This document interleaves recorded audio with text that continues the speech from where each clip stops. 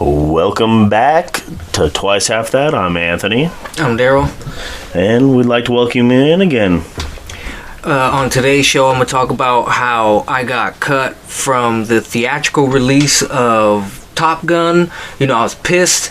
I was about 7. I was supposed to be a main character. I was supposed to fly a Spitfire. No, I'm playing. What we're going to talk about today is something that's always gotten on my nerves. It's the state of referees and their employment. Like, why are most of them part-time? And for a long time, why were they part-time? And I think baseball's starting to switch over to a more... Yeah, I think baseball's starting to switch to... It's a full-time... that was after they went on strike 3 or 4 years ago. Who, the refs or the umps. And I think NFL's doing something similar because they had that little strike, too. Well, and it's about time. It's been a long time where you have officials who are doing it part-time, and it's clear that they're not good.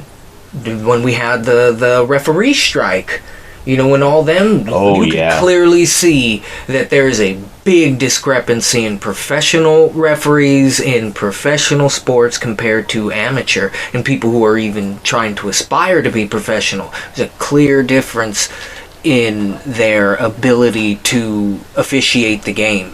And then you look at, the leagues themselves, literally, you could use that to your advantage. You could put some of the less skilled people in to officiate a game that, want to go one way. And if you make it a full-time job where it's a career and it's not a weekend gig, granted, they were still making a lot of money, and a lot of those people had careers that left them okay financially and allowed them the freedom to be able to take off for X amount of... So if we're talking about football, you're taking off 17, 18 weeks a year on the weekend or Monday, and more recently Thursday. So you have to have that opportunity. And it's a situation where they, even though they were paid well, they were not full-time. They're not paid. They're not fully invested. Well, and that leads me to think, is there something nefarious going on, or is this just something, this is an area that neither... Well, and it can be nefarious from many different angles. Is it nefarious on the side of the NFL as to why they're not making their... Or weren't, I think they're starting to, but weren't having their officials be full-time so that they'd have to do any kind of 401k or retirement or any kind of plans like that, medical, anything like that, because they're considered part-time employees. So that's one that I think can be a huge part of it. But then another nefarious is the gaming industry. Yeah, that's a big one. I've never understood. And when we think nefarious in sports, that's usually the first thing that comes to mind is gambling. You had the Black Sox in baseball, that were accused of taking payoffs to lose the game. And then you have situations, where point shaving or whatever it may be. Yeah, there's a lot of instances in modern sports that point to, organizations with a lot of money, or I should say owners with a lot of money, skewing things to who the fuck doesn't want to win. So of course you're gonna tip the scale. And not just the fact that winning gives you that kind of prestige or that feeling of winning. Winning usually comes with a little extra cash too. Yeah, a lot of extra cash in some instances. If you're the Royals, you're getting a lot. It's going to mean a lot. But if you're the Yankees, it's just your withstanding is going to be even higher within the world because, the brand itself promotes, high levels of turnout, be it just from your own fans. Subtract them from the equation. You have a lot of people that go to LA and, I don't know about LA. It's hard to get to that stadium. But New York, you're going to go and see the Yankees play. It's the fucking Yankees. Compared to, if you're a Giants fan or Dodger fan or a fucking Mets fan, you're going to be like, fuck them.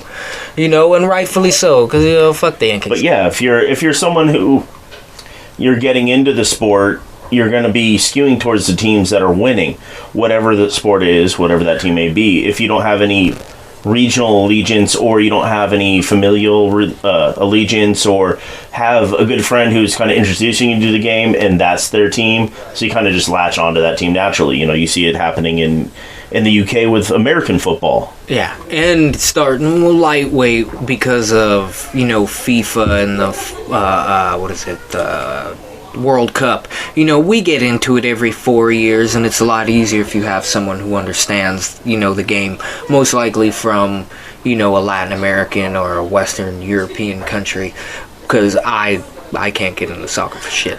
But and even then, how does FIFA do with their officials? Because I know flopping was big there. Is that something that is a problem, or is it?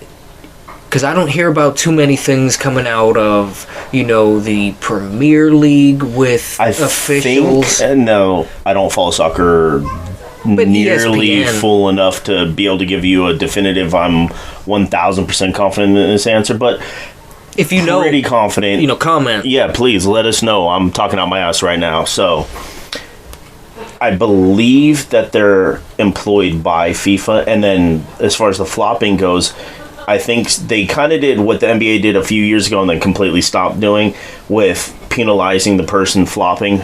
And if it's a situation where they got away with it in the game and the NBA, or FIFA go back and watch the game film and see the replay of the play and go, that was a flop.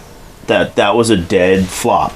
And they'll be fined, or, I think the NBA had a thing going at one point where it was... Yeah, I remember it was that. like a running tally, basically, and if you did... It's kind of like the tech thing with a suspension. If you get a certain amount of these demerits, it might actually have classified as a technical foul, in which case that's where it went. But it's the same situation. Yeah, and this is where I would like to see, all they gotta do is put out some numbers on it, or just show the history of how each individual league decided how they were gonna pay the official. I shouldn't say how much they were gonna pay them, but their schedule. How do you feel they should be utilized within the system when the system's not running? The off season. Yeah. And is that why they're part-time? And you're thinking more, if I pay them this part-time wage, which is relatively high, it's kind of acting like a stipend that helps them out through the rest of the year. And a lot of them, I do believe the NFL said they try and hire a lot of lawyers or something. I do know that a couple of officials are lawyers, and they're real life. And that I wouldn't be mad at having a lot more people go through the legal field, because when you are going through rules, it is there's a slight legalese to it, because there's just ways that you have to play the game, and then you have to make rules for blanket situations. Look at what happened with said team X amount of years ago, because I can't fucking remember right now. But there's several instances. Everybody, ladies and gentlemen, that's talking out of your ass 101. Hell yeah, twice half that. And you have who was it? There was one team that it was what sport? It was football. It was shit. There's many instances throughout the years where you could have bent the fucking rules or officiated a little bit more with common sense, like the perfect game where homeboy blew that fucking call. God, yeah. That's something that I still feel for Armando Galarraga every time. And at that time, did the MLB have full-time or part-time umps? I think they were full-time by then, but I might be wrong. And not that plays, a big part into it. 162 games a year, the motherfucker, whether he's amateur or not, you should have, that. Oh, and he was a long time ump too. It wasn't his first rodeo, and he knew it immediately. But one, there was no replay at that time, and two, when you overturn it, it has to be a reason. You can't just But the look on his face when he realized what he had just done, it's priceless. And that's where there should be a rule in, the bylaws that allow for that rule to be overturned, especially if no, that was a brain fart. I don't know why I said he was safe. He's clearly out, or in this instance vice versa. But there was some instance in football where the same thing happened. He, I think it was a catch, or some weird thing about possession and 2 feet in before he came out, but he clearly had the ball. I can't remember. It was sometime. Are you talking about the Des Bryant one where he dove, hit, rolled, and then the ball came out? Yes, it was something like that, where it's all like, you have to make rules for shit like that. And that kind of makes things difficult. And if you have a part-time official who doesn't know the rules, who isn't constantly studying them, because, in any sport, shit happens really fast. The slowest sport we have is soccer? And that moves incredibly fast. Especially when the action's actually happening. That's when you start seeing stuff fly. It's slow, boom. Yeah, and then it's an explosive jumping, action.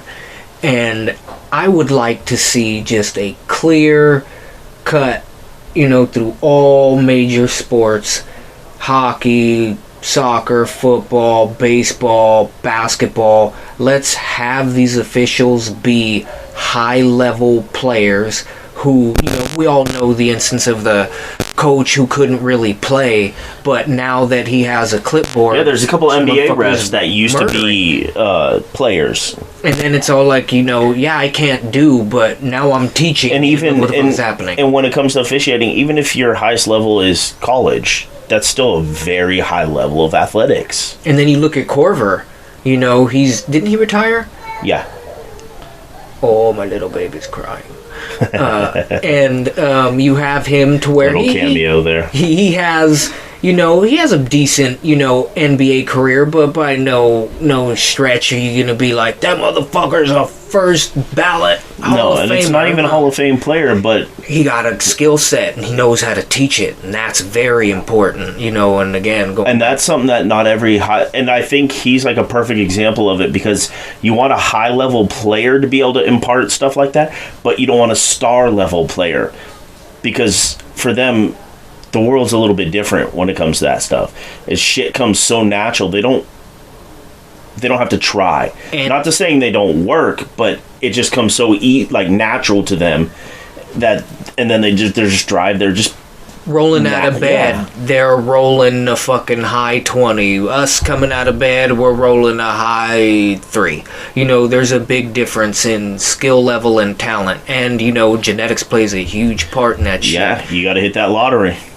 You really do. Look at LeBron. He hit the lottery. The NBA knew it, and they are going to protect their investment. Yeah, they protected him. They tried to do it with Kobe, but Kobe's like, no, I'm coming here to win. I'm not coming here to make friends. I don't give a fuck about the media. No, he was kind of a dick at times. But you talk to a lot of players that played against him, and he was about the ball. And the level of respect, it wasn't just a talent respect. It was a work. It was court respect. What did Jalen Rose say, when Kobe called him right after talking to Dwight Howard? He called him irritated as shit. And you can look it up. It's on YouTube. I think it's Jalen Rose was talking about, Kobe's all like, why the fuck are you going to call me? This is the first conversation we have, and your first words to me are something like, what producers can you introduce me to? Like, bro, we're trying to win a championship here, and you're more worried about... I was never a fan of Kobe, but especially after he retired, I developed a high-level respect for him, because you start seeing that stuff from, just his post-playing career, where you get to see his actual playing career and really dive back in and go, fuck, he was good. And he was naturally gifted. He hit the genetic lottery, but then he worked harder than any motherfucker out there. He put that work in, which is why him and Shaq had a big problem, because he knew what Shaq could do if he actually stood on it. Again, coming back to the comment you made earlier, rolling out of bed, he could just take out any motherfucker in the league. Imagine Shaq now.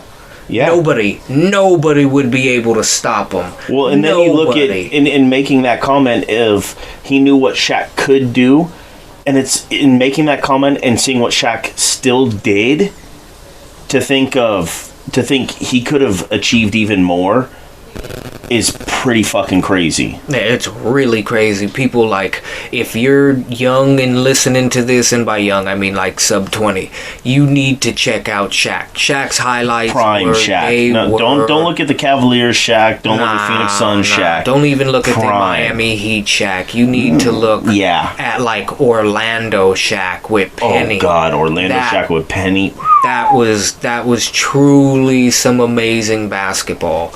You know, that was some high level shit. And, you know, coming back to LeBron, you know, they had the makings of it before then with Bird and with Isaiah and Chamberlain and all. The one thing you had back then that you didn't really have here, other than when they were trying to talent pool. Not just that, other than the one they tried to drum up with, you know, a Kobe LeBron type rivalry, was back then. A lot of them had rivals. You had Bird and Magic. You know, you had Pistons and Bulls. You like whether it was an individual player on each team or the two teams pitted against each other. You know, you had those situations in that 80s and 90s gap, and then when you got to the 2000s, there was kind of a gap there where there really wasn't that rivalry. Yeah, you couldn't have it because the Bulls were just running over people. Yeah, and at that time, you could see that everybody was starting to see that, you know, we can build a media empire if we come from an angle of more entertainment. Put a little bit more entertainment spin on our journalistic, you know, sports takes. And that really propelled them when they went to just, you know, showing the national highlight. And for the first, I wouldn't say the first time, but, you know, pretty much for the first time, anywhere in the United States, you can catch a highlight from your favorite team and you're on the opposite coast. That shit was big. And they seen on the tail end, look at how much money we're making with MJ. We're making gobs and gobs of money. Motherfuckers want to watch him play. And they did. You know, a lot of people didn't like him, so it's all like, I want to see him beat. And it was oh my God, I'm drawing a blank on his name right now. The radio host, Shock Jock. Howard Stern. Oh. It's like the Howard Stern effect, where you get people that tune in for 15 or 10 minutes that love him and want to hear what he has to say next. And then you get people that tune in for 15 minutes because they hate him and they want to hear what he has to say next. It's the same situation that Jordan had, where it was, you have people going there to see him do these amazing things because they love him, and then they have people going there because they hate him and they want to see him fail. And there was a lot of people who loved that motherfucker. So you sell both sides of it. The one I love hearing about is of a guy using that hate was Brian Bosworth. He was I remember hearing a story where he was hated. He got booed in a lot of stadiums. You know, he had that brash ego or brash persona that he put on, the Boz. And what he would do is, outside of those road stadiums, sell shirts poking fun at Boz, whatever it was, but he was the one selling them. Yeah, so he's making money on people that hate him. That's old school wrestling mentality. Yeah. And a lot of people, I just recently learned this, that pre-40s, the highest paid athlete in America was a wrestler. And if you look at the lessons learned from that field, all other ones adopted. The fake out, these two dudes hate each other, but in reality, they're cool. And then the whole frenemy thing. And then you build up the rivalries. That's what allows you to make money. And that touches on the whole thing with the NBA. You had rivalries. That's what pulls people in. And this is where they're messing up now, is by not allowing a lot of these guys to go to college. You allow them to go to college, they're building that up. Anybody you get rid of... Greg Oden went to... He went to Ohio State for 1 year. Oh, 1 year. 1 year. Now imagine if you made Homeboy do 3. How many did Ben Simmons do? He did full. He did four and then come. I think he did full. Because he was a second round or undrafted guy. Well, the one thing with Greg Oden is it wasn't the skill set that sabotaged him. It was his body. If your knees are gone, so that's from an example standpoint, that's probably not even the best one. A better one would be maybe like a Dwight Howard or something like that, who came straight out of high school and it's never had health issues. But because Odin had a skill set, and you saw flashes with Portland, and then when he tried to make a comeback off the bench, but his knees and back just said nah, didn't go. How many years did Zion do? 1, 2, 3? 1, I believe. 1. See, and that's where it's all like you gotta Well, then you're hearing the reports coming out, of New Orleans, where this dude's grossly overweight. He's pushing 3 like bills. 330. Yeah, he's over 3 bills, and it's like, dude, you're an explosive athlete. That much weight, even if you could still get up, that much weight when you're each time you jump, it's like taking 3 jumps off you, 4 jumps. It's like, dude, that and shit's you've already got lower body issues. That's not going to be good. Look at Shaq. Because he didn't work out, it took a lot of fucking years, a lot of, ability off him later in his life. And the funny one with that, too, is he was intentionally trying to bulk up so he could bang more. Because when he came out of LSU, he was a lot slimmer and more explosive. But his bulking up wasn't lifting so much as just putting on weight, period. Weight. But he was, he was a poor kid who didn't get into, basketball till later. He was a football player, so his putting on weight was hitting the gym and mostly hitting McDonald's and Burger King. And if you look at him now, it seems like he has it under control. He is a big dude. He does, but he looks like he's in better shape now than his last couple years of his career. And that's saying something, because when you retire, it's easy to slip into just eating. I mean, you see some athletes that they're not quite retired yet. They still got a year or two, and they're already getting that post-career body. Look at Tom Brady. He's 450 now. Yeah, he's actually unretiring to play center for him. Yep. Well, how crazy would that be? Like, what the fuck? I bulked up over the off season. You were retired for a month and a half. The fuck did you do, dude? Don't worry about it. So, yeah, grits. Like, oh, damn. Some super grits or some shit. I'm on that prison diet. I got, just ramen soups. Hello ramen soups and crackers. Like, Jesus. Make the prison pizza. But that, if you we'll come bringing it back to the officials and, them working part-time, full-time, go back to, I forget his name, that's not Donahue. But the ref that fucking got caught cheating or gambling, he technically wasn't cheating. He knew Anthony doesn't like Anthony Iverson. I think the dude... Allen Iverson. What'd I say? Anthony Iverson. Yeah, that's the fucking player, motherfucker. Look it up. That ain't his real name. It ain't Allen. It's Anthony. But... he didn't like him. So he knew, every time he's officiating his games. It was Tim Donaghy. Yeah. So it's like, I'm going to fucking make sure he fouls out before the first quarter or some shit. Yeah, but he's not going to finish the game. Yeah. Dude. So his gambling was, doing part two, or not his gambling. His gambling was his problem, but the aspect of his gambling that wasn't so much that he's going to change the calls in the game for a bet, but he knows these other the people officials, who will. Exactly. He knows the other people who are going to sit there and go, I fucking hate that dick. I'm teeing him up tonight. I'm taking him out of this game. And doesn't it sound funny that the NBA and, a lot of people that had that man on, for interviews tried to besmirch his name. The proof is in the pudding. 70% fucking win record with gambling is unheard of. And to have numbers like that means you have the inside scoop. And to be like, I wasn't at that game. That game took place inside scoop on the opposite side of the country. I've worked with those people, and I know how they are. I made my bets accordingly, and look at what happened.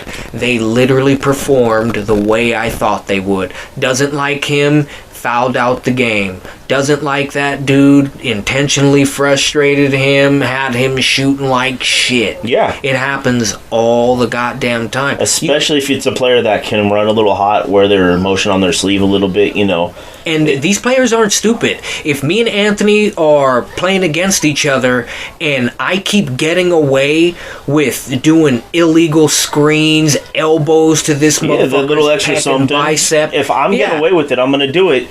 And then when he's not getting away with it, he's going to start getting frustrated and pissed off. And you see, those are those old school games where you'd be sitting there and it's like he's right behind you. You know he's behind you, so you move hella fucking retarded so your elbow's in some odd position and you elbow him in his arm.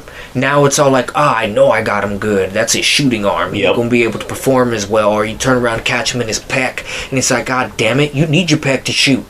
These old school, like a lot of old school games and little gamesmanship that we don't see that's done down there. Watch and their that's faces. done in everything too. That's not just basketball. It's done in everything. Yeah, you can see there's a couple times where I caught some that's like that was a legit titty twister. Yeah, he legit hit him with a fucking titty twister as they were tied up, and you're like, what the? And he's sitting, he's pointing at his nipple lights, motherfucker, and they're just like, nah, I didn't see it. It was right in front of you.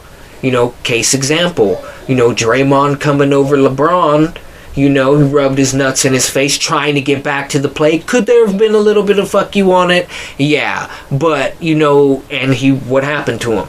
Got ejected for a very important game. You know, shit turns back around. I think it's the next game or maybe the game after. That motherfucker LeBron turned around and did it to Curry in front of the official. Looked the official dead in his face. Looked Curry in his face. Seen no call was going to be made. And then laughed. Yep. He actually continued to laugh the entire time he did it. Looked at the official and was like, I know you're not going to call it. And then walked off the field. Or down the court. Not off the field. But that shows you the officials are going to go with whatever mandate the league gives them. Yeah, it's going to be a combination of the mandate from the league and personal vendetta. Yeah, some of them are like, you can't stop that. That's human. And that's where the league, you know, if you pay these people a decent amount of money, because we cannot deny the fact that these NBA owners, MLB owners, NFL owners are making a lot of fucking money. Man, you just see the growth in the last, 20 years in the value of these teams. It went from, you can buy a team, more money than I have and probably ever will, but you could buy a team for, double-digit millions to low hundreds of millions. And we're not talking about some little fucking fourth-level fucking team. We're talking about an NFL team, an NBA team. Didn't the Nets go for $435? The Warriors went for $480 or something like that, and they're worth $2 billion now. Yeah, you see what I mean? And it's only going to that was 12 years ago now. So we're not talking even that long. And you go back just to even the mid-90s, you could have bought a team. I remember seeing some article in the back of, I think it was an SI, and the Buffalo Sabres were for sale for $35 million. And this was 2004, 3-ish. And I'm not saying, hockey in this country doesn't explode the same way, but I guarantee you that team is worth more than $25 million right now. Oh, it's yeah. probably in, the $250 million at least range.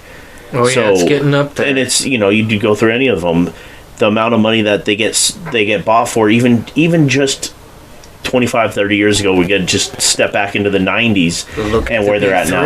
Look at the big three. Let's look at baseball. You have the Marlins, who are notorious for not spending any fucking money. The game is exploding. They'll spend for one off season, not win that year, and then jettison everything and go back down to the lowest payroll in the league. And they're only allowed to do that, one, because of the revenue sharing within the league, but the league's able to do that because how well baseball has exploded, not only in this country but around the world. The Little League World Series, it's been around since the 60s, 70s, or whatever. Yeah, but 50s, 60s. Yeah, it's been around for a really long time. That helped. But when satellite television came on and you had a lot more Americans moving abroad, we're gonna watch what the fuck we want. I can't watch. I've tried watching, British television. I watch some shit, but it's not on the same level. And it goes down from there. You pretty much have, Britain, Canada, and Australia. If you're an American, what other fucking country are you watching shit coming from? Unless you're... Other than your fucking hentai.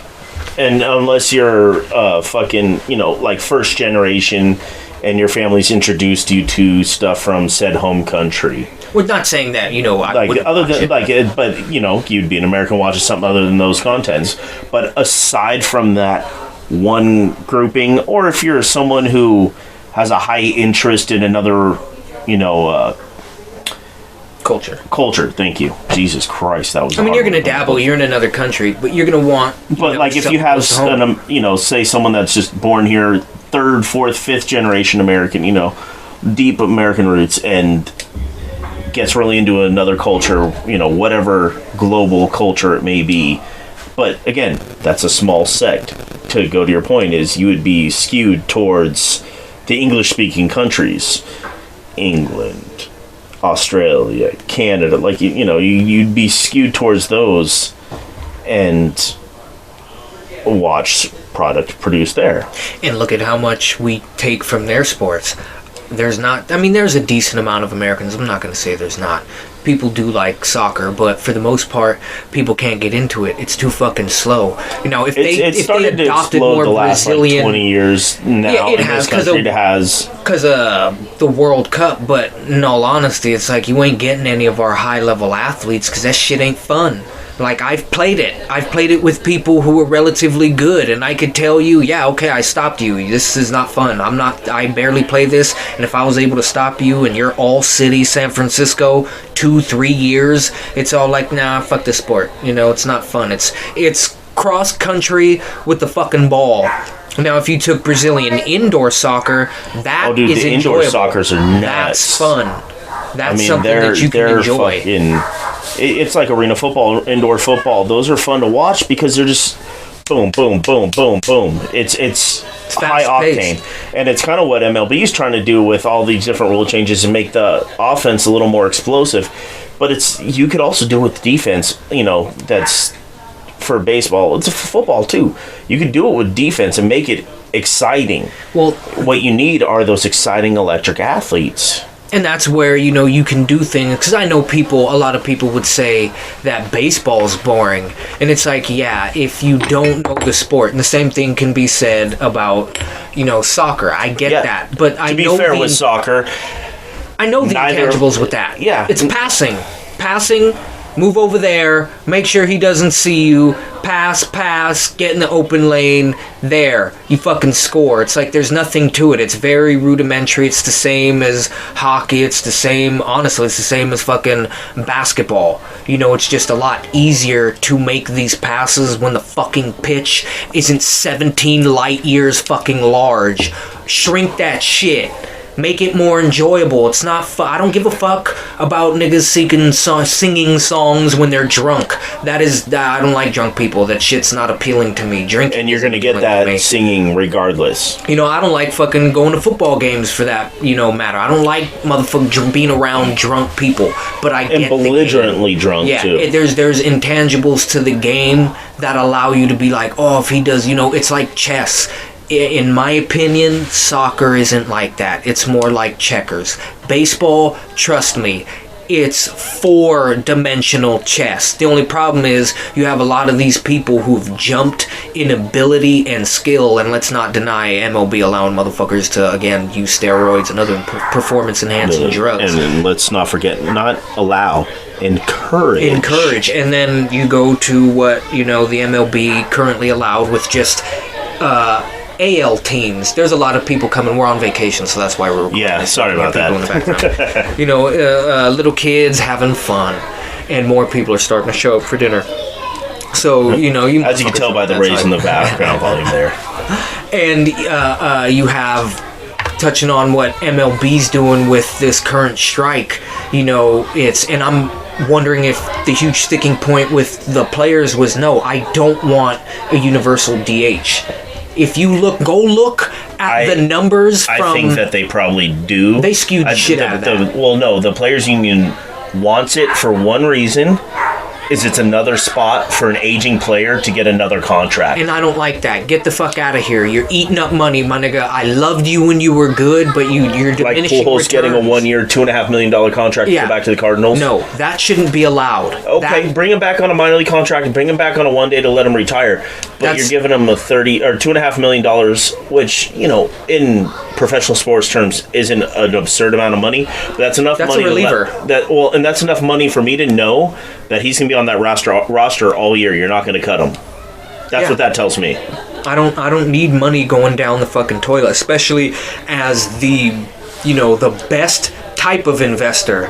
I give you money, and the only thing I want is a fucking victory. You don't have to monetarily, reimburse me for me. I don't get a bonus. My bonus is you winning. The endorphin release. And it's incumbent upon you to put that money into the fucking till to help, pay for niggas down the road. But that's where the MLB allowing the fucking Angels to, or not the Angels, the fucking assholes to cheat, and allowing the Yankees to cheat.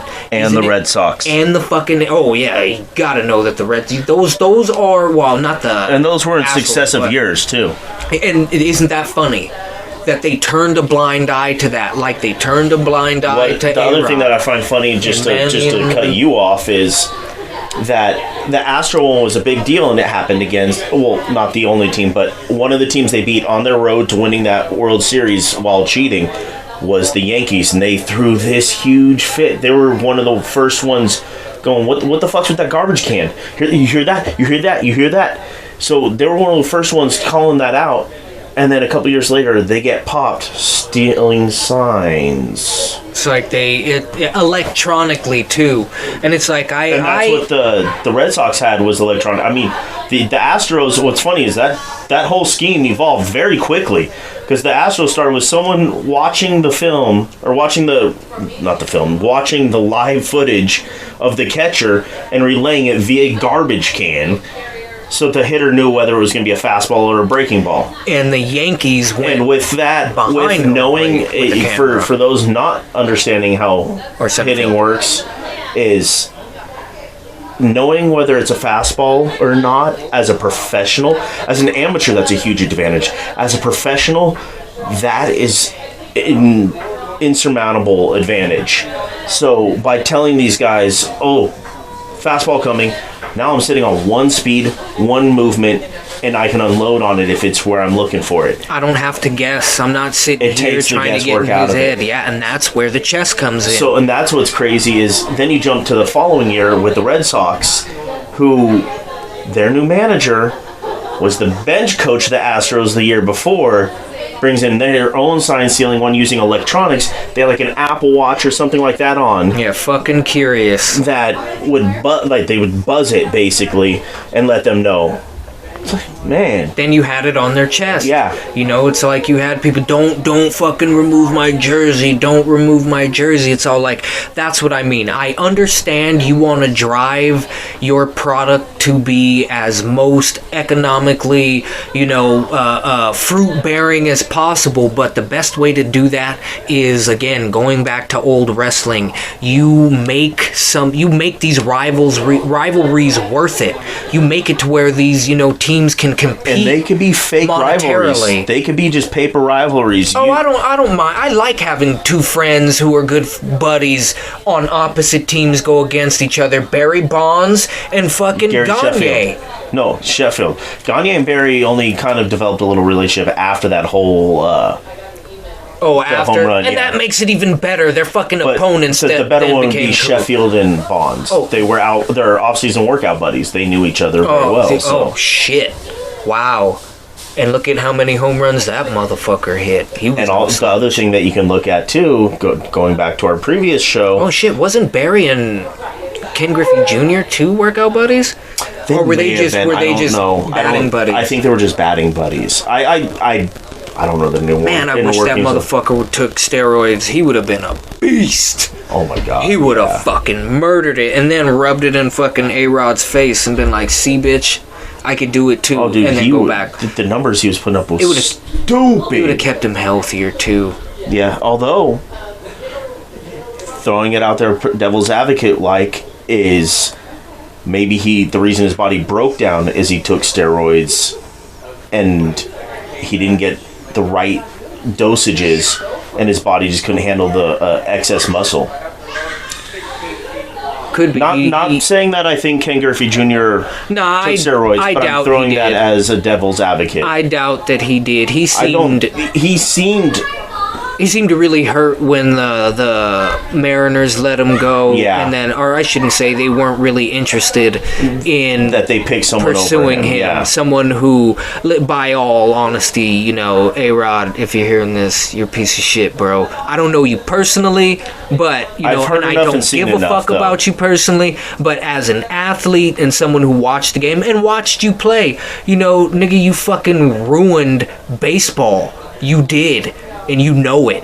You and Canseco, I'll give a little bit more of an asterisk just because, you know, I have a feeling that MLB was all like, nah, fuck that. Kinda Steroids is working yeah. with the NFL, motherfucker. Get out there and start pumping this shit. Because after he came in, don't tell me that one guy poisoned the whole fucking league. Well, you know they say one bad apple can ruin the whole. Yeah, get the fuck out of here. No, it can't. It ruins the motherfuckers it's touching, and then you could get rid of the fucking, you know, get rid of those 4 or 5. Yeah. Bye. They're gone. If Canseco was a problem for the MLB at that time, he would have been out of the league. He wouldn't have kept getting center stage. Man, repeatedly. Because we've seen in other sports where athletes are doing stupid stuff. I mean, they are just putting up numbers that are unheard of, super rare, and they kind of get overlooked. Deshaun Watson.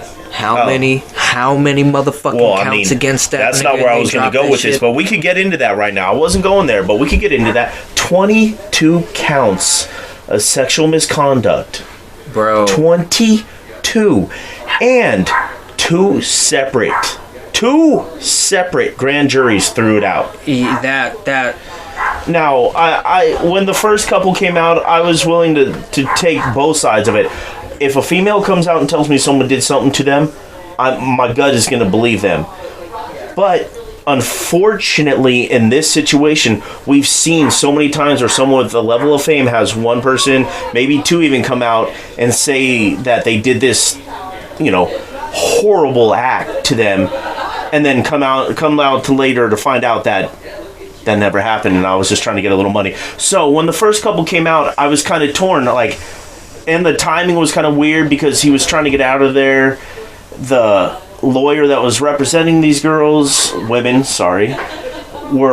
lived on the same block as the owner or something like that. There was like a lot of weird little interconnected things, you know, and then the third one, fourth one, ninth one, 11th, 18th, 22.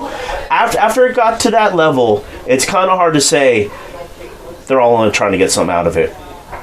Especially when more than one of them said, no, I want this to go to court. I don't want to settle. Usually, if you're willing to go that far with something, you're not lying. Because if it's proved that you're lying, then you go to jail. And the only way you really make shit and if you're if you're not trying to settle, then you're not in it for the money. So you don't have anything to gain by going to trial other than you're telling the truth. Yeah, and it's his situation is really, really odd, and there's so much weird about it, and the fact that now that it got tossed out of the grand jury, we'll never actually really know what happens, because I guarantee you when it goes to civil court, there's going to be some money paid out and some non-disclosure. He's silent. When you see someone silent like that after 2 rulings of that nature and the nature of the crimes, you know, alleged crimes, you know, that leads me to believe that an agreement was reached where she wanted to go to trial. We ain't going to trial. We're going to do this way under the table. I'm going to pay you this much along, you know, these bounds. That's the contract we're going to sign. You sign that. Fuck the plea deal, fuck all that. You could drop the charges, we'll pay you. People forget the NFL's worth a lot of money. Oh yeah, 2016, and they've shown 17. They've shown that there are a lot of talk about punishing and holding people accountable, and you know, whether it's sexual abuse or spousal abuse or anything like that. But then when push comes to shove, the athlete gets nothing more than a slap on the wrist. Other than the public outcry, you know, you have situations where it can end a career. Look at Ray Rice. You know, his career ended because the public, not because of the NFL. That guy, there's video footage of him haymakering his girlfriend, knocking her out clean. We're talking about an NFL running back, a very strong human being, just haymakering his girlfriend, who is quite smaller than him. knocking her out clean in the elevator of a casino, and having enough mind of himself to be able to pick her up and bring her back. 4 games. Yeah, 4 game suspension. Let's talk about, didn't Ray Lewis murder somebody? Allegedly, he was acquitted of those charges. Yeah, he was just in the area. It's real weird. I don't know the specifics of the case, but you could see how these people they're gonna fucking protect their investment. Yeah, exactly. What makes you think they're not gonna skew the rules to fucking make it go in their favor? You have to do something major to not get that. You have to Aaron Hernandez. And you have, let's look at, I'd like for someone to write a book, we ain't never gonna get it, do the research on how exactly, and the reason he says we're never gonna get it, because this motherfucker's too lazy to try and do that. I ain't gonna write it. I need an actual journalist of, actual skill and knowledge to do this shit. Because owners, how do you go about picking the next commissioner? Look at Goodell. You know who really made out when that motherfucker became commissioner? The owners. Bob Kraft made out. Robert Kraft. Yeah. He made out Senior real good. Yeah, real mother. How the fuck are you a billionaire, nigga, and you're gonna go down to a goddamn massage parlor? Not just a massage parlor. Not just massage. In a strip mall. Don't forget that part. Bro, you are one of the trashiest people alive. The best part about the whole thing is he starts off in New England. What are you... Flies to Florida on the morning of the AFC title game in Kansas City. Gets a little... and then hops on his plane and flies to Kansas City in time for the game. Hey, that man's committed. It's like, hey, I'm not knocking you for, getting the deed done. I'm more knocking you for, first off, it's illegal. 2, it's kind of fucked up that, you're above reproach. I don't give a fuck how much money you are. This is America. We're not to mention the fact that oftentimes in the quote-unquote massage parlors, those people are part of sex trafficking. They've been...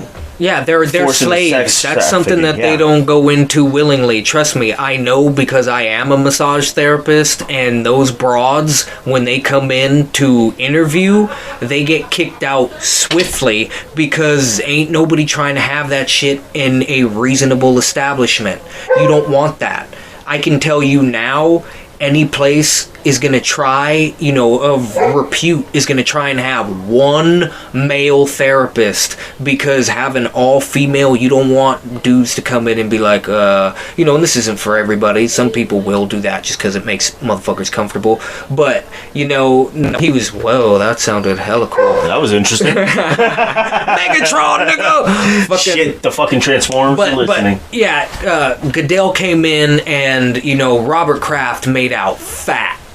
And then you go to the officiating. That one official seemed to be on Brady's, docket a lot. He officiated a lot of games, and that's where you need wherewithal, where it's all like, nah, he's done too many games. This could look this way. Yeah, even if it isn't. And then I think they even have metrics that, track these dudes. And a lot of them show, especially in baseball, Angel Hernandez. Oh, my God. Has he retired? No, he has not. Retire, you punk. You know what? I'm not going to say that because that'll keep you playing. Please retire. Just retire. MLB, give him a pension that's fat enough to just have him sit on his ass. One of my favorite parts about Angel Hernandez is the fact that he's actually brought lawsuits against the league, saying that the reason that he doesn't work certain games, playoff games, World Series games, he isn't a crew chief playing the race card, is because he's Cuban in America, where literally as a Cuban, even beyond that, he's saying it's because of the race, when it's because you're the worst official in the MLB and quite possibly all of professional sports. The fact that people know your name and see that when you're umping a game, it's like, oh, fuck. This is going to be a terrible game. And then it's true every fucking time. every time for both teams. Yeah, I don't know how you it's not a situation where, I don't like that player. I'm not gonna, his strike zone's gonna be fucking 18 miles wide, or he's not gonna be able to throw a strike. No. He's just a fucking terrible official, both ways. He's a wild card. He don't know what the fuck he's gonna call. I wish he was a wild card. That'd be an upgrade. That dude's, he's bad. And you see, that is what you gotta get rid of. You gotta get rid of people like that. And there's no shame in not being good at officiating. You need to have a very sharp mind, and you need to be there 100%. Hey, that doesn't mean you're gonna be bad at everything you do. It might in his case. But that doesn't mean that you're gonna be bad at everything that you do. It could simply be, this isn't your calling. And for all we know, he may be better at sitting in New York and watching the replay over and over and over and be he like, nah. He still probably get the call wrong when he watches it. But your point's not lost on an official that's not great, not named Angel Hernandez, is if maybe you're not good behind the plate, or you're not good as a side judge, you're not good in, as a NBA official, you're not good in soccer, you're not good as an on-field official, but you have a keen eye for this, or when you watch things, you catch it really easily. You can still be in that world without being in that world.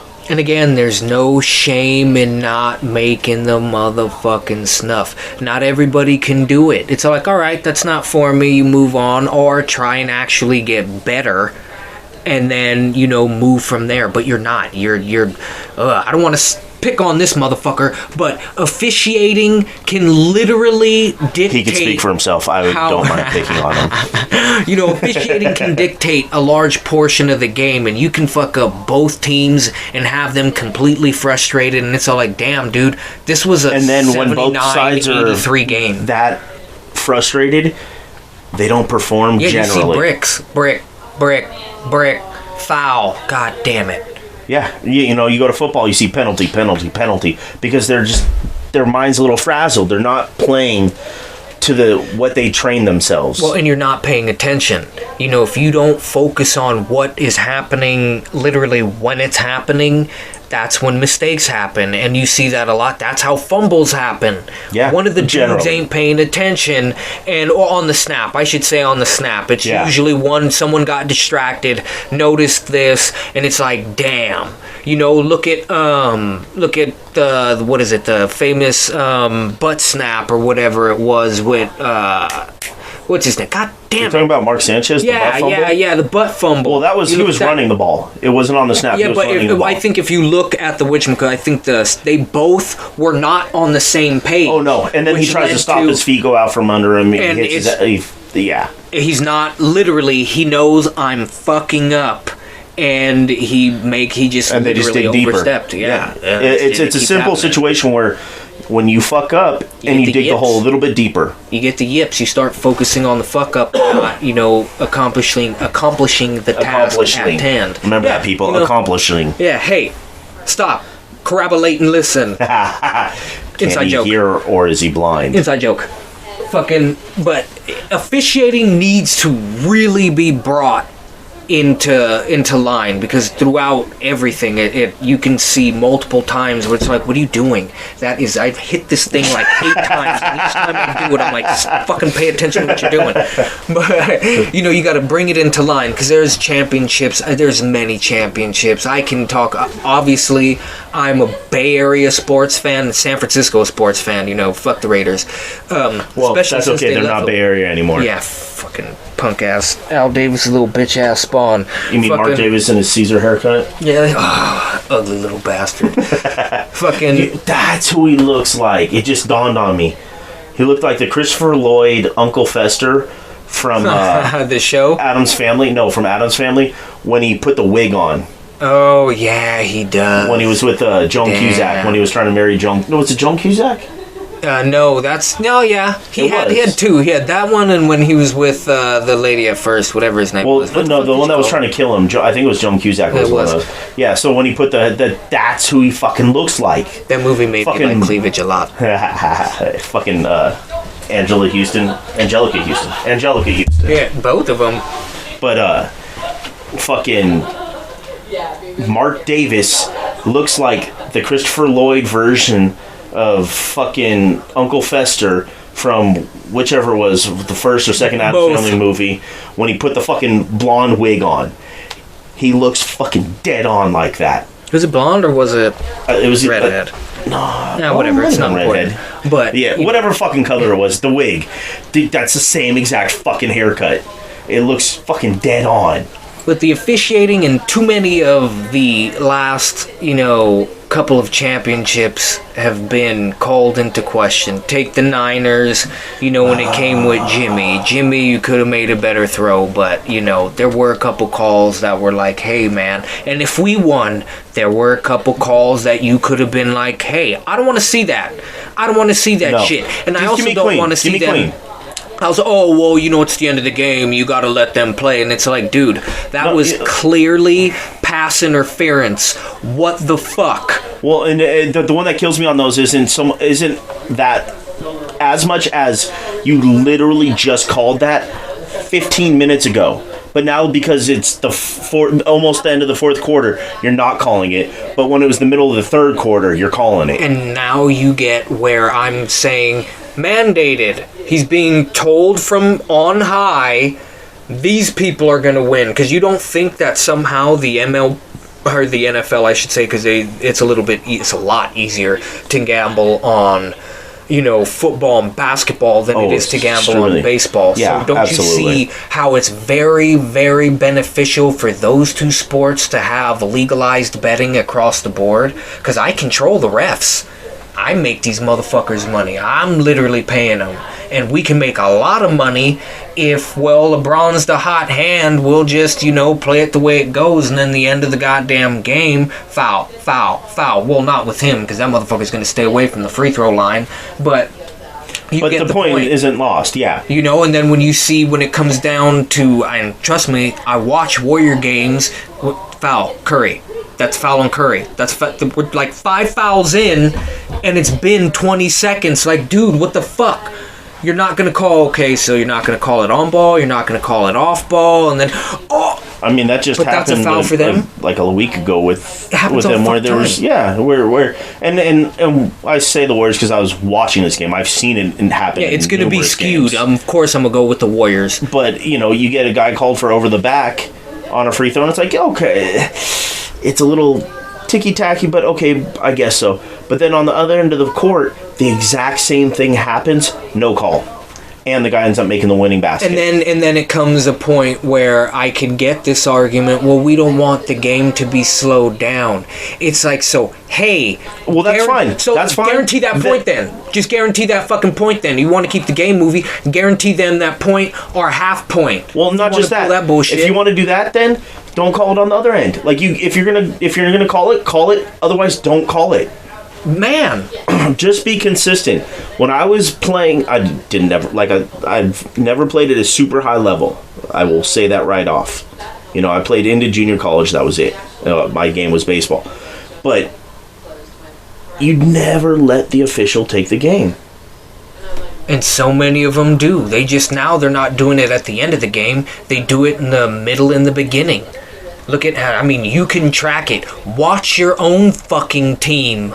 I'd like to see an analytics company sit there and literally compile all the blown calls. And I don't want, if I'm an owner, I don't want that punk-ass letter at the end of the season. Oh, I'm sorry, we missed these calls. Yeah. Nah, motherfucker. I love when you get those, when you get after the game, and it's like, oh, we missed that game. My small market team the ability to go to the motherfucking playoffs, hurting us. And I do like how, I love bubble teams. I want a round robin. If you can't be in the top, 16 teams? 20 teams? Fuck it. Throw more in there. I want to see some Cinderella like those little punk-ass motherfuckers. Holy shit, they won the fucking show. What we just had with the NCAA tournament. Yeah. With St. Peter's. It's starting to get a little fucking loud out there. Fucking enjoyable. I like watching. They were the first 15 seed to ever make it to the Elite Eight. That's fun. That's fun, shaking it up every once in a while. And that allows for that. The more gets more people in it. The more people there, the more chance you have of that team upsetting 3-4 teams to get to a point. It's fun seeing that, especially when you talk collegiately, because you're talking about hundreds of schools in Division One, just Division One, and you get to see them be able to do this. And these kids, and especially when they come from a smaller school, there's a good chance that they're never going to play in the NBA. They may play professionally overseas or something, which is still a fucking feat. Yeah, it's no easy task. Joke. Like, that's, it may not be the NBA, but you're getting paid to play a sport. You're pretty in a fucking foreign good. land. You're pretty fucking good. So, it gives these kids who, and I say kids, they're younger than me. All aspiring professional athletes. These kids who, may have come to terms with the fact that I'm probably not going pro, so I'm going to go to this school because they'll let me play ball and I can get my education. Which is super important. But these kids may never have a chance to play on that kind of stage ever again. A lot of these kids going to the Power 5 schools, they'll at least get a taste of the NBA or the G League. They'll get a taste unless they're really not that good, or they decide to just, why am I going to toil around for 2 years as a bench guy when I can go start my career and I know what I'm going to do? And I've fucking utmost respect for that. But some of these kids, and it goes for like high school stuff too, when you get a chance to play on like a really bright stage, locally, our high school teams, when they play in the city championship, they get to play at the Giants ballpark.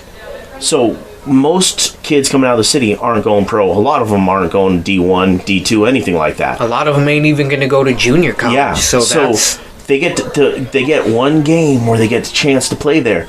These kids in the NCAA tournament, these St. Peter's kids coming in the 15 seed, they were supposed to lose game 1.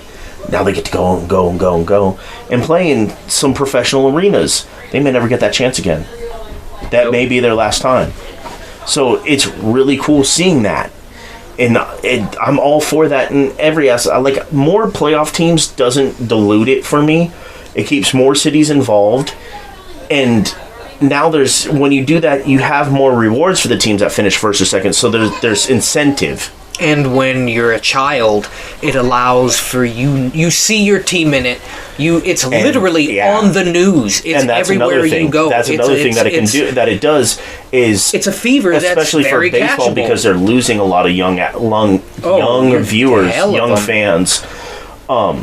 Is by having more teams in the playoffs, there's more games to watch, there's more exciting games to watch. They're seeing them over all these different, and having a entities. Universal DH is not going to do it. Those rules. That's not the thing that baseball saves it. Existed 70 years before the DH came into, existence. More than that. That's a long time. The game started in like the mid to late 1800s, and this is what people the don't DH understand. came in I think the 70s, late 70s. So we're talking mid to late 70s. Talking about probably close to 100 years and before the I remember DH. in high school, ESPN running a story on it. They were like, the DH, it's not hitting all that much above the pitcher for average or home run. I think the home run was actually... The home run and RBI was a lot more, obviously. But they were all like, strikeouts are about the same. Fucking, his average is about the same. It wasn't... The one thing I do understand... or some shit it was. I think that it could be avoided. The one thing I do understand is you don't want your stud pitcher getting hurt running the bases, but it's like, get the fuck out of the way. Learn how to run the bases. Learn how to run the bases. Learn how to swing the bat. You're an athlete. Baseball player. Just because you're a pitcher don't mean shit. Just because you're the fucking quarterback don't mean shit. You are one piece of the machine. And no, quarterback is not the most important fucking position in all of, sports. That's asinine. If the fucking nose tackle, if the center didn't block for that motherfucker, if his blind side didn't block for him, how's he gonna throw the ball? Let's say it crumbles and he's like, oh shit, and I turn as the quarterback and see Anthony and I just hand it off to him and now he's running. He made that decision. He fucked up. Yeah, well, no, he made that decision out of survival. That doesn't make you important. That makes him the blocker, the nigga that keeps you safe. He's more important because if you can't throw it, Yeah, I do agree with that. Quarterback not being the most important. I feel like a pitcher in baseball is far more important. They hold so much more power over what happens in the game. and this is where I'm coming to, the speed at which they're throwing, not more. Yogi Berra he told one of these youngsters, like, I think 10 years before he died, he goes, well, nigga, you think we couldn't throw 95, 96, 102, 106? Frank Frazetta, who is, being pursued by the Giants in like 52 or some shit like that, he could throw about 100 miles an hour. He could throw the ball about 150 yards. That motherfucker was an athlete. He could hit, he could run, he could do it all. But he decided to paint. That's just showing you these people had the skill. Look at Mantle, look at Maris, look at Babe Ruth. God. Look at you go back and watch footage of fucking Mantle, like prime the Mantle actual before. home run king for North America, fucking the black dude, Gibson. Josh Gibson. And then you look cool at Papa Bell. and then who else do you have? You have the fucking the Chinese, Jesus Christ, the Japanese dude who's the home run king, who has fucking like 1,000 or like 900 or some like, shit like that. Yeah, it's like 900 or something like that. Dude, 900 career home runs. Do you understand that? These dudes could play. They could do that, and especially the pitchers. Yeah, but no. going back to what Yogi said, and looking back too, just touching on what you're saying, these pitchers could do stuff. Look at the stories that some of it is hyperbole, but of Satchel Paige, where he would legit tell his fielders, go sit down, and strike out the side. Strike out the side. And not everything was with heat. They would save that dude the makes heater. shit up. You save the heater, and a lot of these pitchers don't. They understand how to pitch, but they don't truly understand how to pitch. And Yogi Berra said, "You save that 500. You save that 95. You save all that 500, shit. Ain't no one catching Well, because he said if you keep throwing that 100-mile-an-hour fastball, sooner or later people are going to start hitting 500 against you. If you vary it to where you're throwing an 87-mile-an-hour when you get to that fastball, level, when you get to the professional level, if you're throwing 100 miles an hour and it doesn't do anything but go straight, you're getting crushed. Look at Gagne. You might get one or two by him, but a professional hitter will eventually square that up, and when you square up a speed going at that speed, it's going. Or a ball going at that speed, it's gone. That's it. It's destroyed because it's creating all the energy.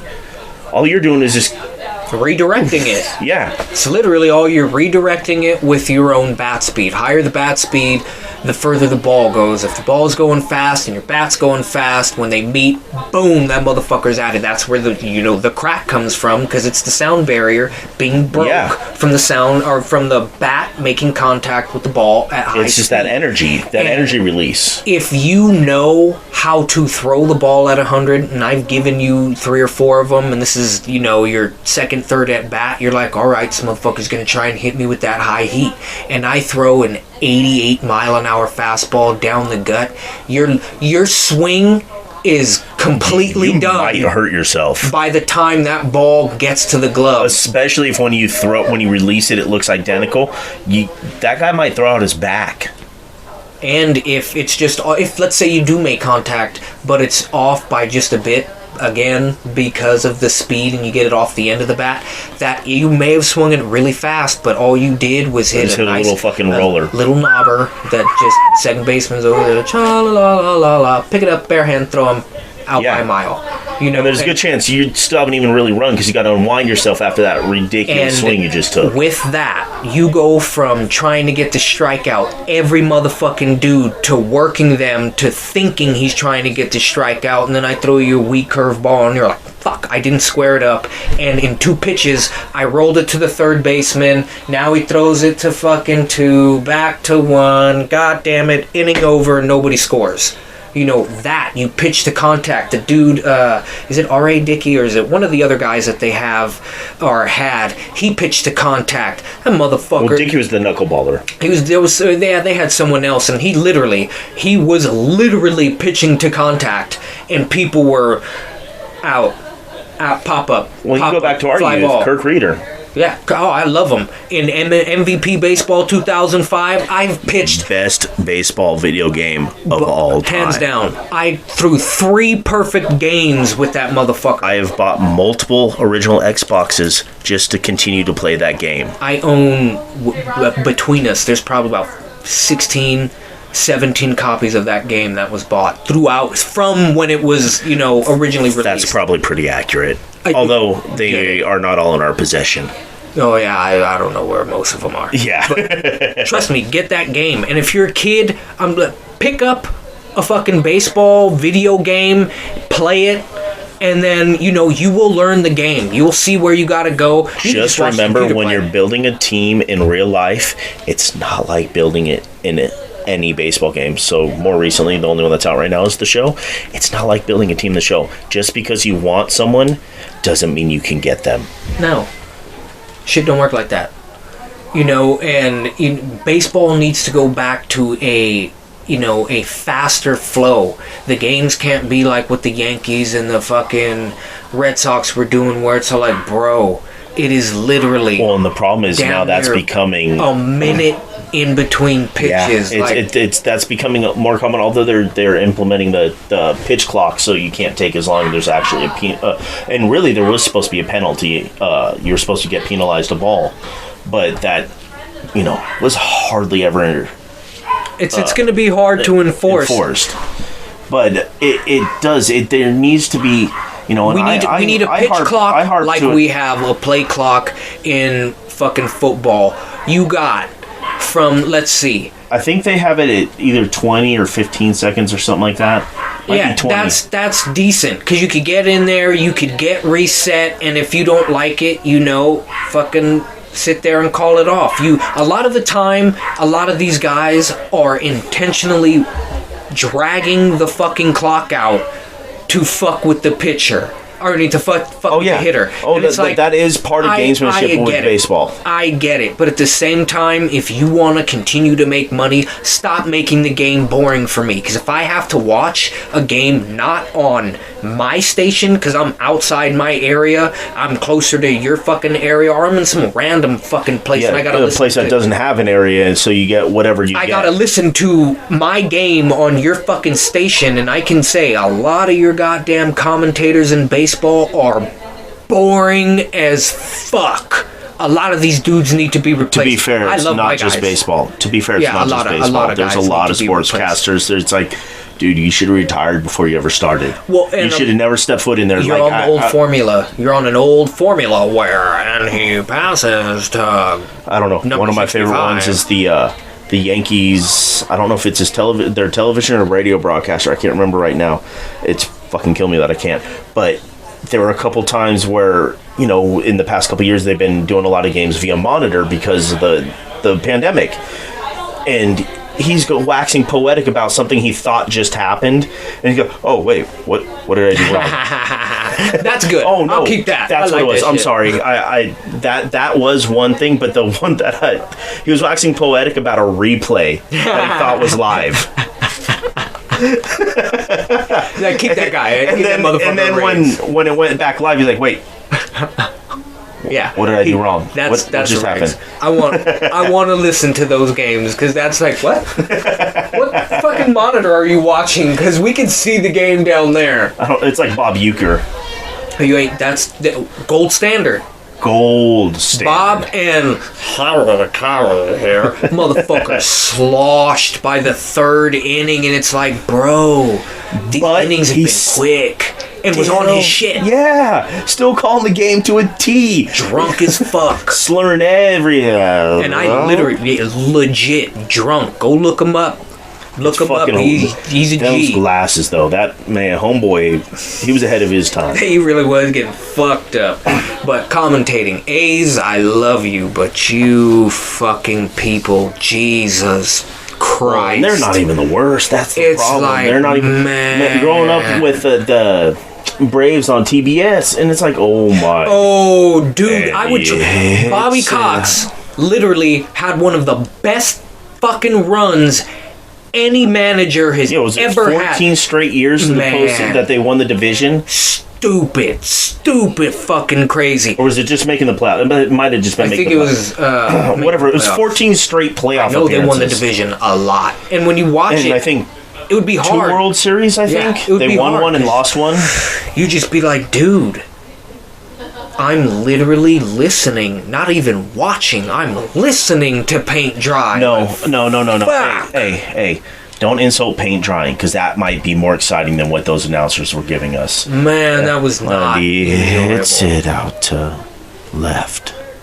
I mean, this is you're worse than golf announcers. Yeah, you really are. It was a sad national display. That's another thing. MLB, you really need to get on. These announcers. And there's some up and comers that are slowly dying out, but you better make sure their replacements are decent. Yeah, man. And it's not just the MLB. I'll say that.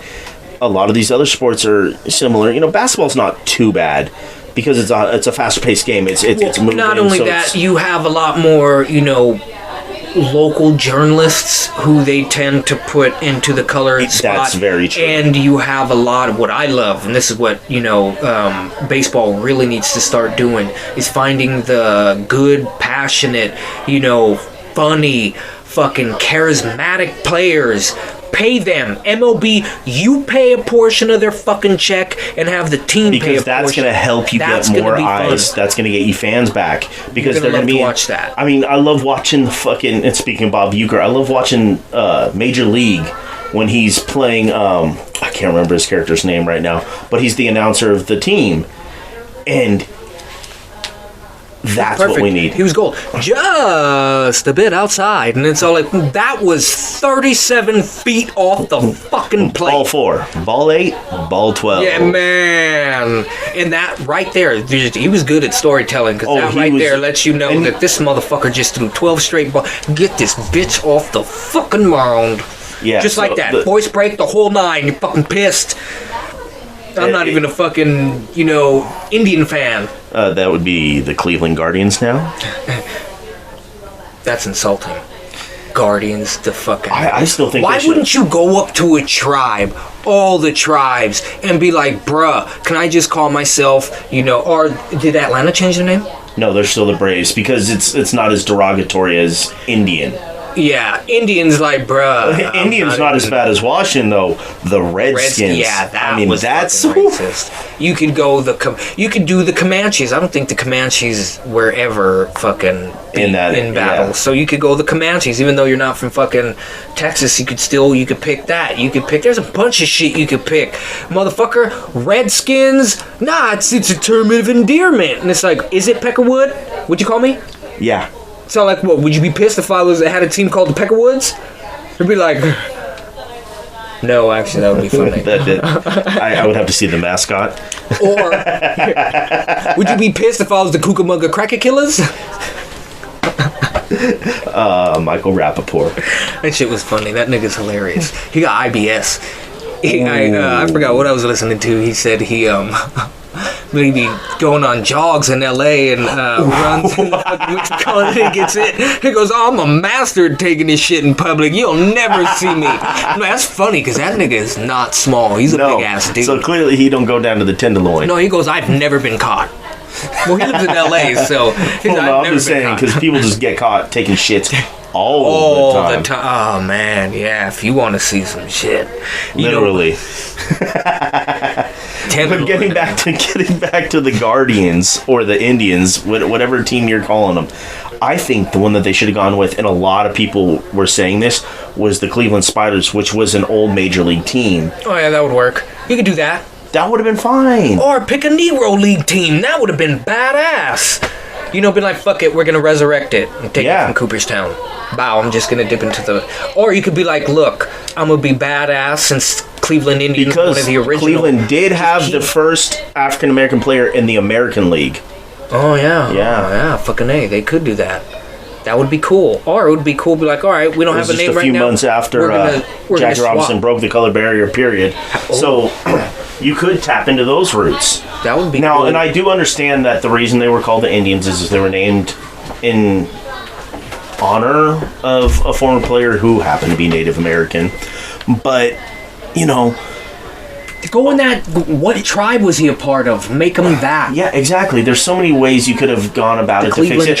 And Washington did the same thing. Like, you could have picked such a better way of... The Cleveland Like, Nationals. you can still... It's like you could still go back and honor the group that you were stealing the name from without completely changing. You could go deeper into those roots. Really, you know it would have been bad if they changed it to like the Cleveland Zulus.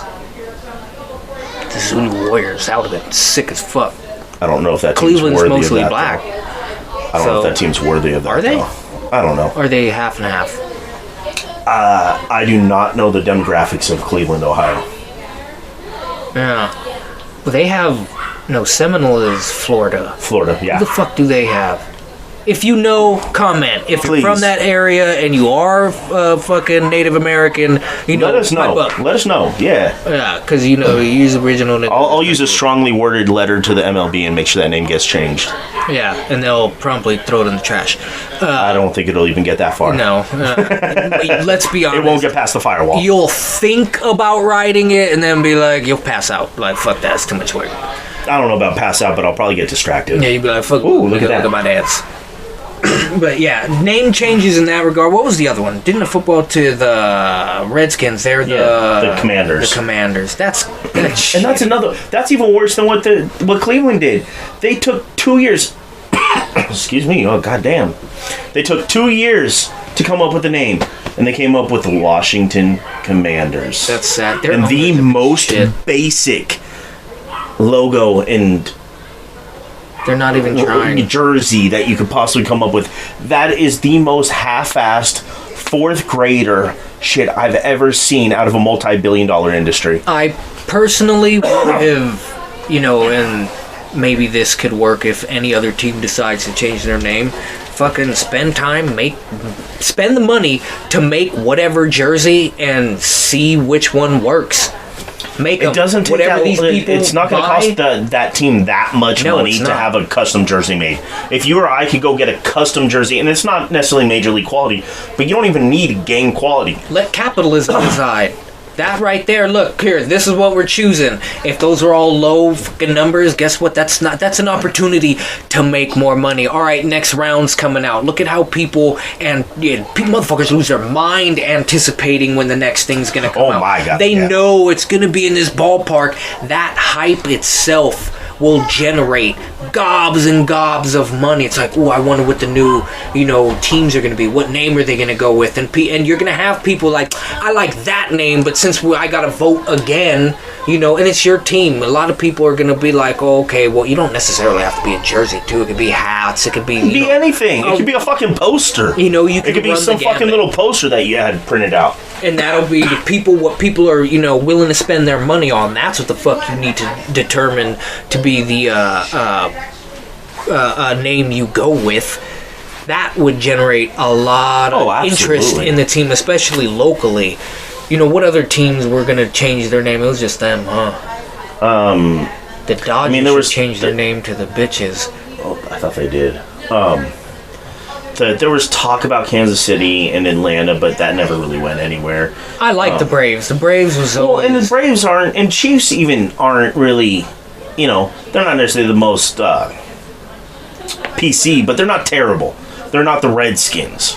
Nah, you should have changed it to the Shamans. That would have been cool. That would have been better. Fuck. Shitty. But yeah, it would have been better. It would have been better. But it's still not good. No, I don't like it. And the fact that they paid for somebody to come up with that idea. I'm a guardian. Ugh, get out of here. Well, the one thing I will say is I guess it's named after the statues on a bridge nearby that kind of overlook. They're the Guardians. That's stupid. Yeah. That's incredibly dumb. Why don't you... Wait, they're Cleveland? Who founded Cleveland? Grover Cleveland? No, I think it's named for him. The fat guy? Wasn't he a piece of shit? Like a thief? Or just the fat... No, Grover Cleveland was the fat one, wasn't he? Or was that Taft? No, I think they were both fat. One of them was... Wait, didn't Garfield die in office like fucking a month after? No, I think it was like 3 months. in San Francisco at the old palace. I think that's what it was called. I don't know. It was fucking destroyed before I was born. Long before I was born.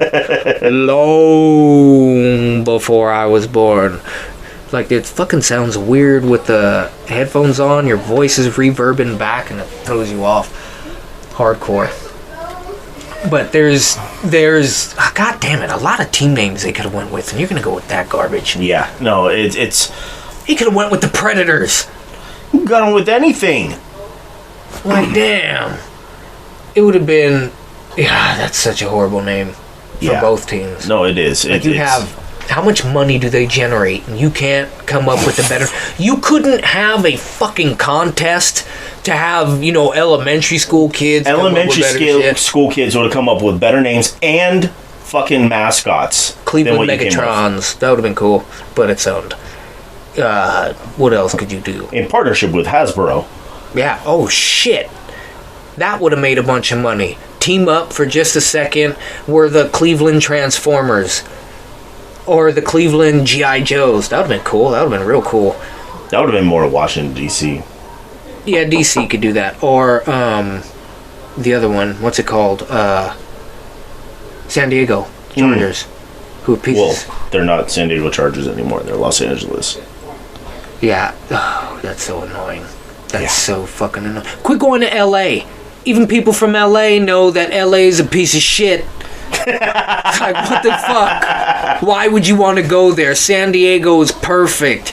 You got the beaches, you got the bitches, you got the sailors, and for the bitches, you got the sailor seamen. There's a bunch of shit that's fucking there. Not just, the harbor and, the Navy. But I would rather be there than in LA, where it's notorious that people kind of show up but don't really. Mark my words, in a couple years, when fucking the Rams have been there and it's like, oh, we're getting it's already LA. kind of happened for the Chargers. The Chargers don't draw it like the Rams do. Why the fuck would you go there? At least the Rams were like, wait, hey, we're originally from here. That gives them something, but to be the Chargers, it's like, bitch, your home is down there. I've known it for eons. It's not like it's just now, like the 70s. Plus, you had a good fan base. And then the 40s when all these teams started moving. Or was it the 50s? More so the 50s, but yeah, it was... Because you had baseball teams moving, you had football teams moving, basketball it was on tap water at that time. Well, everybody was starting to move out west because it started to be and it started to be more developed, and air travel was making it a lot easier. Air travel was making it easier, and then you also had television starting to come around. You had better radio quality, so it's like you could actually go over there and broadcast to the East Coast where everyone was. So that's kind of what spurred that. Plus, for baseball, you had the Giants and Dodgers come out here because you had 3 teams in New York City all fighting. Man, it's like, screw it, I need some room. I'm leaving this shithole. And let's be honest, New York, you're a shithole. Fucking throwing shade. Fucking talk shit back in the comments. Fucking, but seriously, I went there and I'm not a fan. You motherfuckers, more trees. I'd bust a fucking square of concrete out and plant a goddamn bush. When I went there, it's like, fuck, it feels like I'm in communist Russia. It's just concrete everywhere, buildings super close together. And come on, motherfucker, stop tagging everything in sight. That shit's ugly as fuck. And to be fair, that's not just New York. Oh no, we got that shit here. Yeah, we got that hard. Yeah, it's everywhere. Motherfucker, do a painting. At least tag your name something cool. If you gang niggas, I don't give a fuck about you. Tag what you're tagging so I know where the fuck I am and I know where the fuck to stay away from. But if you're a little punk ass tagger, motherfucker, fuck your name. Draw me something. Draw me something with your name. Don't fucking deface a building to just have, some toe. Oh, what? So you just tag TOE on a building. Like, dude, and it looks ugly as fuck. Yeah, it's not even artistically done. It's not even like it was back in the 80s and the early 90s, mid-90s, where it was all like, oh, damn, that's pretty cool. Yeah. And trust me, I know, because we grew up in San Francisco, the Mission District, where you had official murals and unofficial murals. You'd see some people get their door tagged, their garage door tagged, come out and be like, I'm not gonna paint it. That Yeah. actually looks pretty cool. I'm just gonna leave it there. It's just some dude posted up, on the wall, chilling. Fuck it, I'll leave it. It looks good. The motherfucker spent time. I didn't hear him. He did that shit in the night. Fuck it, I'll leave it up. But with what it's gotten to now, and it's just it's a sad excuse for wasting my fucking time. yeah, it really is. You pieces of shit. The new taggers, you guys suck. You really do. Open a history book. Learn how to do Give me shit. a motherfucking artist. Don't give me someone who just fucking scribbles. And if you are from New York, I want to hear how pissed you were that they just tore the old Yankee Stadium down. Like, were you okay with it? I don't like the Yankees. That shit pissed me off. Yeah, I really didn't like that. It's like when they tore down Candlestick. Yeah, that was dumb. That was dumb. There's so much history made there, and You could. I understand you wanted a new stadium with the hopes of building a mall. That fucking 5 years later has still not been started. Dude, that place is devoid of any construction. I go by there, actually I haven't been by there in a minute, but I've been by there relatively recently, and it's nothing. Just an empty fucking they lot. Fucked that area up. Hey, Yorks, fuck you. Go to hell. You motherfuckers suck. Sell the team to, motherfuckers that actually care about the team, because you made it pretty obvious you just care about money. Well, and it's, in that specific situation, it's not even caring about the team. It's caring about your fans and those that have been there.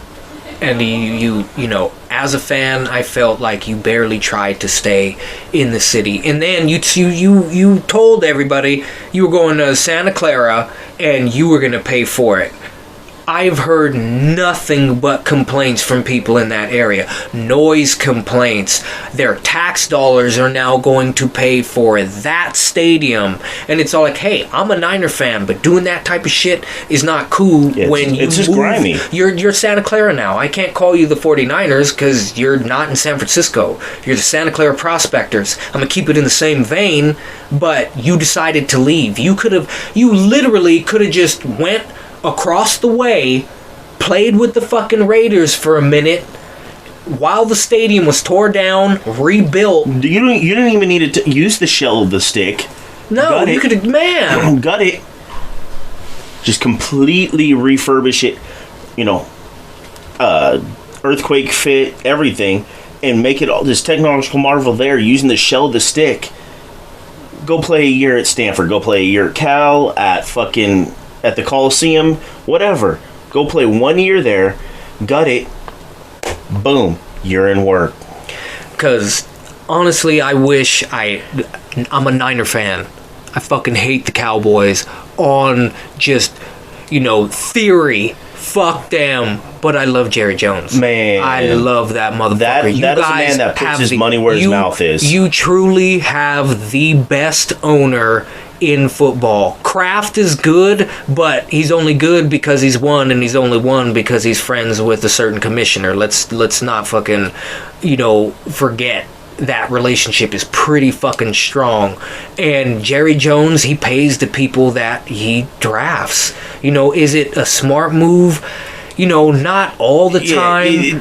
But the way I would put it is, I think he should rein it in, remove himself from all decision making. Not saying he can't make some, but remove himself from the general manager position where he's making all the moves, but keep the same mentality. Yes, because he's paying the wrong people, but he's still, unlike a lot of these other teams, he's still putting the money out. He's putting his money where his mouth is. And I have to give Stan Kroenke, the Rams owner, credit. Yeah. When he decided, no, we're moving to L.A. because St. Louis ain't cutting it right now. And it could be for whatever reason. They're not drawing enough. It's not a big enough market. L.A. sitting there calling me. And let's be honest, L.A. They it's hard to keep a massive media market. It is. The only people that could survive there, let's be honest, are the Lakers, because where the fuck is their stadium? The Clippers, barely, because where the fuck is their stadium? And then the Dodgers. And let's be honest, with that new stadium, Clippers, maybe you're wasting money. They might be. Well, their owner basically has fucking. He has gobs and gobs of money, but let's not mince let's not forget that, when you have a lot of money, you could spend money on a bad product and still make a lot of fucking money, as long as it looks like you're putting something out there. And he knows that. That's why they built that new stadium, and they should have had their own stadium to begin with, only, in San Diego, not in fucking LA. Quit competing. But getting back to Kroenke, is I got to give that fucking guy credit, as much as I hate the Rams, is he financed the move to LA and the stadium and all that area himself. He knew he was gonna make money, and I mean, but it's like it's you're talking about an owner that's willing to spend money, willing to. He knows it's my team, and he's done it on the field too. Versus owners who, getting into baseball, Marlins, Tampa Bay, Pittsburgh, A's. The A's are one of them that kills me because it's a local team.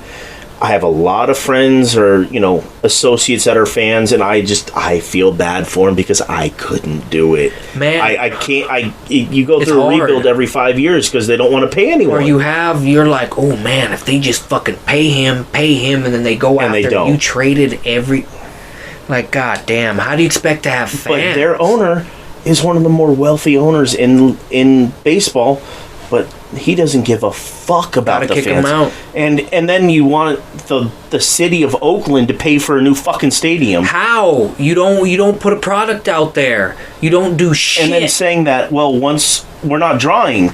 Well, you're also not drawing because you're not. It's getting back to Major League. You're not drawing because you're putting a team out there to lose, so that you could say I'm not drawing. So then you can fucking move. And then what happened a season or two ago? It's like, oh man, that motherfucker could hit. He's crushing the ball. Where'd he go? Yeah. Where'd he go? Yeah. Did he stay on the A's? Was that the smart move? Nope, they got rid of him. Why?